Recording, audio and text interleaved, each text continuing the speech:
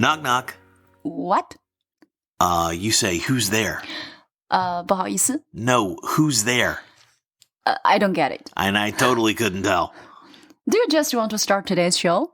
We already have. That was a joke, at least in theory.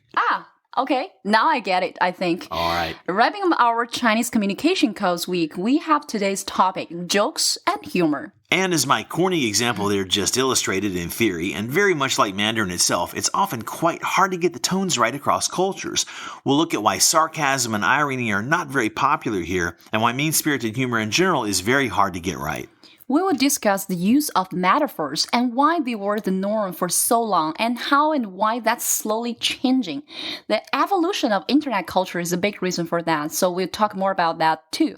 We'll name-check a few funny Westerners doing comedy in China you should find online to get an idea of what works and what doesn't fly here, and we'll figure out why Dongbei Ren are considered to be so damn funny. Lastly, we'll do a little wrap-up on our week here and talk about what's coming up next. And all that funny business will start right after this.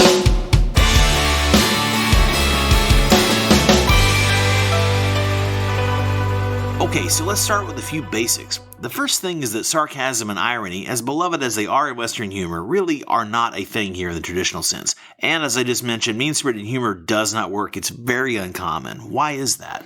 Well, as you like to say, because Confucius. All right. Also, Buddhism. All right, so how do you mean that?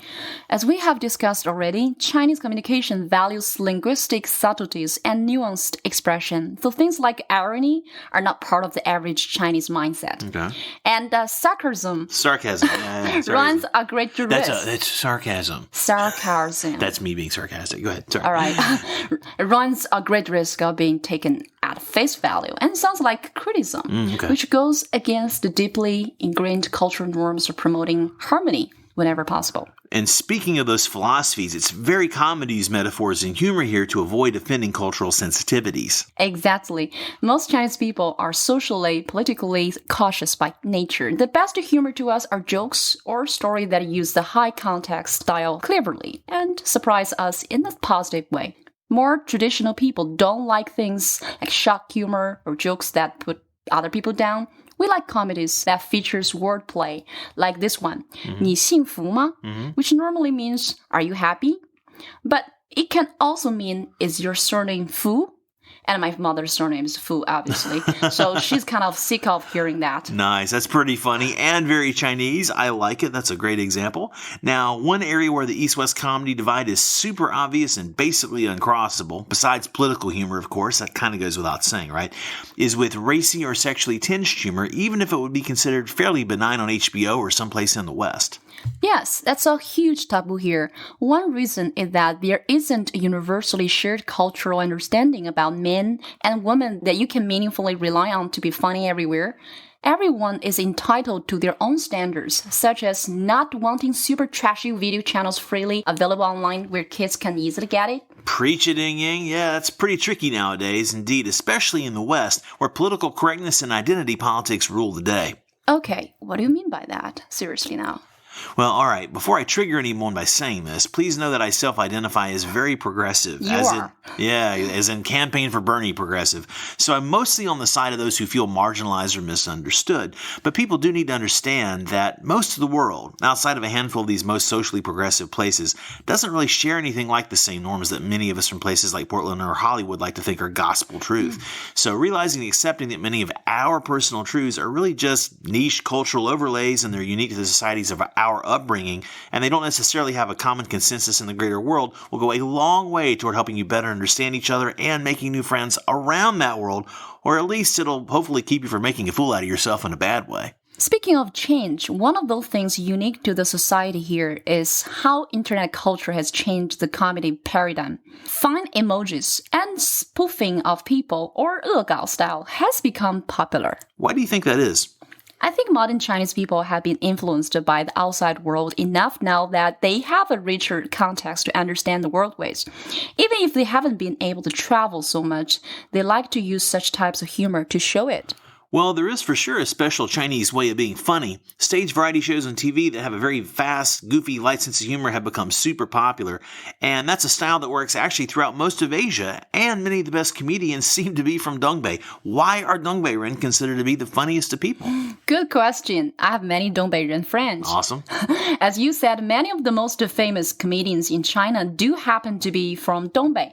Maybe it's that accent has a nice, funny tone by default, or maybe the people are just born with a great sense of humor.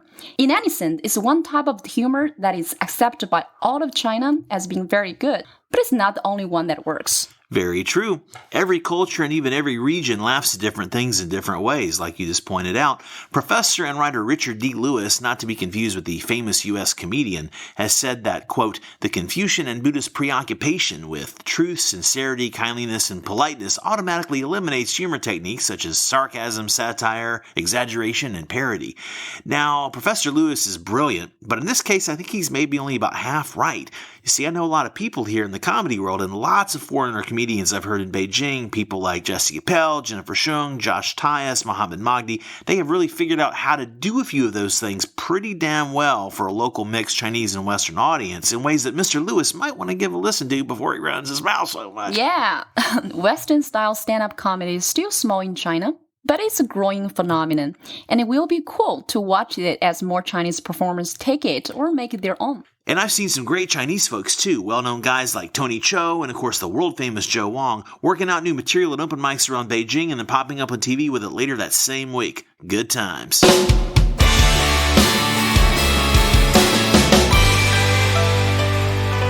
Okay, what a week we had. Indeed. We explained high context communications and have looked at how that affects many areas of Chinese life. In business, at home, in friendships, in personal relationships, and now in comedy.